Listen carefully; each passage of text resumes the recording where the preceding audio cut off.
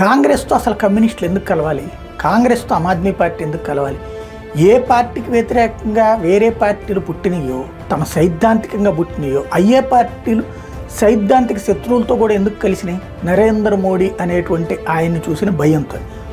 ఇంకా చాలదన్నట్టు ఇంకా ఆయన బెదిరించి పడేస్తున్నారు, భయపెట్టేస్తున్నారు నరేంద్ర మోడీ. తాజాగా అవినీతిలో కూరుకుపోయిన కొందరు నాయకులు నన్ను బెదిరించేలా మాట్లాడుతున్నారు, నిస్సిగ్గుగా దూషిస్తున్నారు అంటూ నరేంద్ర మోడీ మండిపడ్డారు.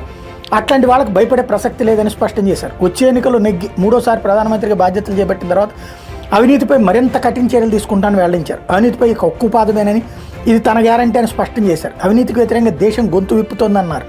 ప్రతి ఒక్క అవినీతి పట్టుపై చర్యలు ఉంటాయని, ఎవరిని వదిలిపెట్టబోమన్నారు. తప్పుడు పనులు చేసిన వారు జైలుకి వెళ్లాల్సిందేనన్నారు. తనను తిట్టచ్చు, బెదిరించవచ్చు, కానీ అవినీతిపై చర్యల విషయంలో మాత్రం ఎవరు అడ్డుకోలేరని చెప్పారు.